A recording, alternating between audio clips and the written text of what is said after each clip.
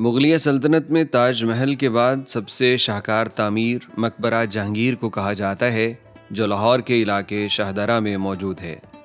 یہ تعمیر بھی ایک عجوبہ ہے۔ مقبرے کے مینار ٹیڑھے ہیں جو بارش میں دیکھیں تو رقص کرتے ہیں، قبر پہ کھڑے ہو کے دیکھیں تو اوپر گنبد ہے، باہر سے دیکھیں تو غائب۔ یہ دنیا کا مہنگا ترین مقبرہ تھا جس پہ ہیروں اور قیمتی پتھروں کو نصب کیا گیا۔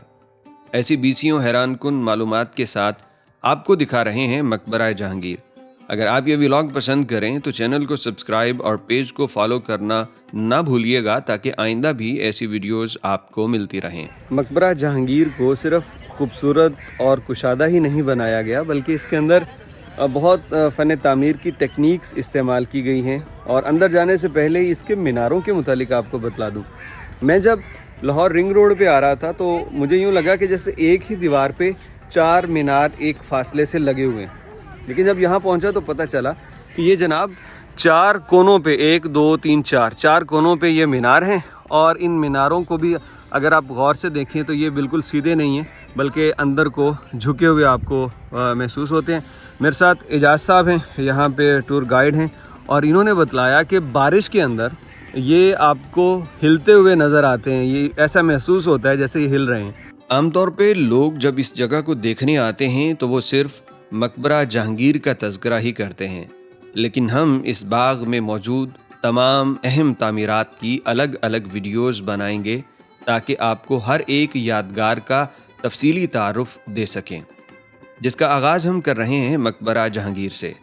یہ جلال الدین اکبر کے بیٹے سلیم ہیں، جن کا ذکر آپ نے انارکلی کے قصے میں سن رکھا ہوگا۔ وہی جو ایک کنیز تھی جس سے شہزادہ سلیم کو محبت ہوئی، پھر اکبر نے اس کو دیوار میں چنوا دیا۔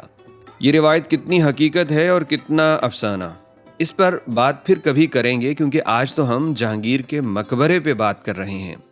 شہزادہ سلیم جب اکبر کے گزر جانے کے بعد بادشاہ بنا تو نور الدین جہانگیر کے نام سے پہچان ملی، اور آج لوگ اسے بادشاہ جہانگیر کہتے ہیں۔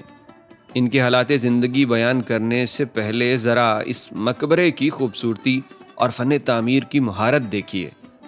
ایک مربع شکل میں بنے ہوئے مقبرے کے چاروں کونوں پہ 100 فٹ اونچے مینار ہیں، اور ان پہ سنگ مرمر اور پیلے پتھر کی یہ آڑی ترچھی دھاریاں کچھ اس انداز سے بنائی گئی ہیں کہ بارش میں یہ مینار جھولتے ہوئے نظر آتے ہیں۔ دروازہ بند ہونے کی وجہ سے ہم ان میناروں کے اوپر نہیں جا سکے، لیکن میرے رہنما نے مجھے بتایا کہ ان میں سے کسی مینار کے اوپر بھی کھڑے ہو کے بادشاہی مسجد کی طرف دیکھیں تو اس کے 4 میں سے صرف 3 مینار ہی نظر آئیں گے، اور اگر بادشاہی مسجد سے اس مقبرے کے میناروں کو دیکھیں تو وہاں سے بھی 4 کی بجائے 3 ہی نظر آتے ہیں، اور ان دونوں عمارتوں کے درمیان 5 کلومیٹر کا فاصلہ ہے۔ یہ میرے لیے بڑی حیران کن بات تھی، لیکن میں نے اس کو قبول کر لیا کیونکہ واقعی اس دور کے جو تعمیرات کے ماہرین تھے وہ کمال تھے۔ یہ عمارت ہر طرف سے 283 فٹ لمبی ہے۔ زمین سے چند فٹ اونچا چبوترے پہ مقبرہ بنائے جانے کی وجہ شاید یہ رہی ہوگی کہ اسے دریائے راوی کے پانی سے بچایا جا سکے۔ مقبرے کو باہر سے دیکھنے کے بعد میرے تجسس میں اضافہ ہو چکا تھا کہ باہر سے ایسا خوبصورت ہے تو اندر سے کیسا ہوگا، اور یہ خیال اندر پہنچ کے سچ ثابت ہوا۔ کیا نام ہے آپ کا؟ محمد ادریس۔ آپ کا؟ اقرار احمد۔ ہاں؟ اقرار احمد۔ اقرار احمد۔ یہ جی محمد ادریس اور اقرار صاحب نے کہا تھا کہ ہمیں بھی ولاگ میں لیں، تو آپ بھی آگے، ٹھیک ہے؟ دیکھیے گا ٹریول ود عادل۔ یہ جی قبر، جیسا باہر سوچا تھا کہ یہ اندر سے بھی بہت شاندار ہوگا، اور یار واقعی شاندار ہے، یہ کیمرہ آپ کو نہیں دکھا سکتا، بہت خوبصورت اور سارا اوریجنل میں۔ اعجاز صاحب بتا رہے ہیں یہ اوریجنل ورک وہی ابھی تک موجود ہے یار، سبحان اللہ، یہ دیکھیے، سبحان اللہ۔ یہاں اندرونی خوبصورتی کو دیکھنے کے ساتھ ساتھ جہانگیر کے حالات زندگی بھی سنتے چلیے۔ یہ بیک وقت کئی متضاد صفات کا مالک تھا، کبھی بہت ظالم اور کبھی عادل بادشاہ۔ بادشاہ بننے سے پہلے ہی اپنے باپ اکبر کو کئی صدمے دے چکا تھا، جس میں سے ایک اس کے انتہائی قابل وزیر کو قتل کرنا۔ 1605 عیسوی میں اکبر کے انتقال کے بعد اسے تخت ملا، اور یہ 1627 تک حکومت کر پایا۔ مغل شہنشاہوں میں سب سے کم تذکرہ اسی کا کیا جاتا ہے کیونکہ اس نے اپنے اقتدار کے دوران بڑی مہمات اور جنگوں سے گریز ہی کیا۔ پہلی مرتبہ کسی مغل بادشاہ نے اپنے دربار میں زنجیر عدل متعارف کرائی، جس کا ایک سرا دربار میں اور دوسرا بادشاہ کے کمرے میں تھا، جس پر گھنٹیاں بندھی ہوئی تھیں۔ اس طرح کوئی بھی فریادی اپنی شکایت بڑی آسانی سے بادشاہ جہانگیر تک پہنچا سکتا تھا۔ اس کے نیک کاموں میں یہ بھی ہے کہ شاہراہوں پہ مساجد، سرائے اور کنویں بنانے کا حکم بھی جہانگیر نے ہی دیا تھا۔ لیکن اس کے ساتھ ساتھ تاریخ میں جہانگیر کے ظلم کے قصے بھی ملتے ہیں، جن کا ذکر ایلیسن بینکس فڈلی نے اپنی کتاب نور جہاں ایمپریس آف مغل انڈیا میں بھی کیا۔ کہتے ہیں کسی ملازم کا انگوٹھا کٹوا دیتا تھا تو کبھی کسی نوکرانی کو زمین میں گاڑ دیا کرتا تھا کیونکہ اس نے کسی خواجہ سرا کو بوسہ دیا۔ شاید یہ بادشاہی دور میں بڑی معمولی سی باتیں ہوں گی، لیکن جہانگیر نے اپنے بیٹے خسرو کو بغاوت کرنے پہ اس کی دونوں آنکھیں نکلوا کے اندھا کر دیا۔ یہ اس کے کھاتے میں بہت بڑا ظلم یاد کیا جاتا ہے۔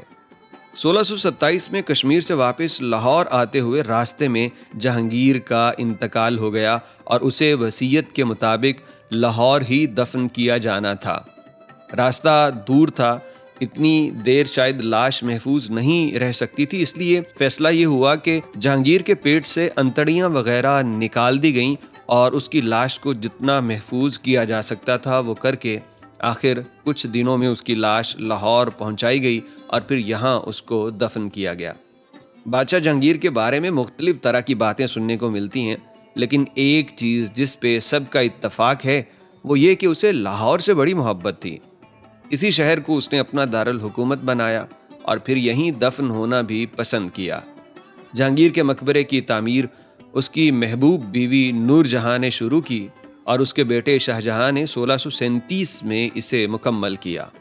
10 سال کے عرصہ میں اس مقبرے پہ 10 لاکھ روپے، اور وہ بھی اس وقت کے 10 لاکھ روپے خرچ ہوئے، جس کی وجہ سے یہ دنیا کا مہنگا ترین مقبرہ بن گیا اور کئی سو سال تک یہ اعزاز اسی کے پاس رہا۔ شاہ جہان نے اپنے والد کی قبر پہ روزانہ قرآن کریم کی تلاوت کا اہتمام کر رکھا تھا، جو سکھ دور حکومت تک جاری رہا۔ مقبرے پہ ہیروں اور انتہائی مہنگے پتھروں کو بڑی خوبصورتی سے جڑا گیا، لیکن نادر شاہ، احمد شاہ کے بعد رنجیت سنگھ کے حملوں میں مقبرے کو بہت نقصان پہنچا اور یہاں کے قیمتی پتھر لوٹ لیے گئے۔ رنجیت کو جہانگیر اس لیے بھی پسند نہیں تھا کیونکہ جہانگیر کے حکم پہ سکھ گرو ارجن دیو کو قید اور پھر قتل کیا گیا۔ جہانگیر کا الزام یہ تھا کہ گرو ارجن دیو نے اس کے باغی بیٹے کی مالی معاونت کی ہے، جبکہ گرو ارجن دیو اس الزام کو غلط کہتے تھے۔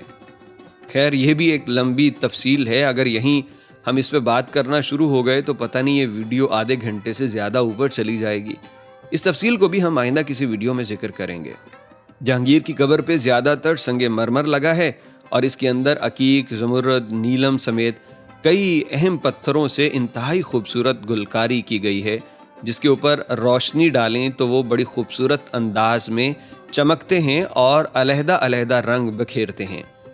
ابھی معلوم نہیں ہے کہ یہ وہی پرانے دور کے پتھر ہیں یا پھر حکومت پاکستان نے جب اسے دوبارہ بحال کیا تب یہ پتھر منگوا کے دوبارہ لگائے گئے۔ قبر کے اوپر تو آپ کو گنبد نظر آتا ہے، لیکن چھت سے دیکھیں تو وہاں کچھ بھی نہیں ہے، اور یہی تو فن تعمیر کا کمال ہے۔ قبر کے اطراف میں دیواروں پہ جو جالیاں لگی ہیں، یہ سنگ مرمر کا ایک ہی ٹکڑا ہے جس کو انتہائی نفاست سے تیار کر کے ایک خوبصورت کھڑکی کی شکل دی گئی۔